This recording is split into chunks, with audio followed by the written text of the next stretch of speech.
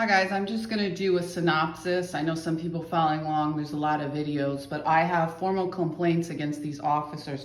Officer Joe Megna, Officer Sal Megna, Officer Warner, that they were having these awful parties down to my brother's house. And when I called down there after being harassed by my cousin Holly, I called down there and then he sent the police over to my house. So this Officer Warren, my sister-in-law, was fighting to get her name on the house in the same way that I was being economically abused, and she ended up passing away a short while later. It wasn't properly investigated, and these officers in this group are still involved.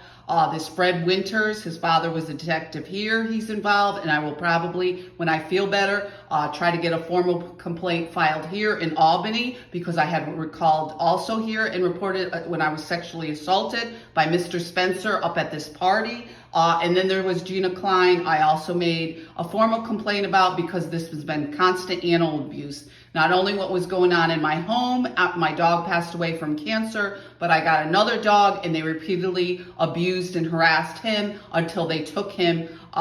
This Gina Klein did after ongoing abuse. When they locked me up over at the jail, they refused to investigate. I was getting threats of dog fighting. I was getting other threats towards me and my dog, and it's been ongoing at various apartments. They would call the animal control and make complaints about my dog, which resulted in her taking my dog. They were all a bunch of lies. They did the same thing to my neighbor on Evelyn, this Shelly Sales across the street with her boyfriend that has mental health issues from the military, constantly calling about his dog, constantly harassment until they tried to assault him and beat him up. This neighborhood watch with this Karen Hetrick and Kathy Crawford and this little group there that constantly would go around, and this Debbie Barnell, and they actually one day almost tried to assault me. So this has been ongoing harassment with these people. They're involved in this QAnon and this whole cult-like Trump thing that people are going to be driven out of the area or any apartment you go to. And they also had ties in the stockade with these people at the YWCA.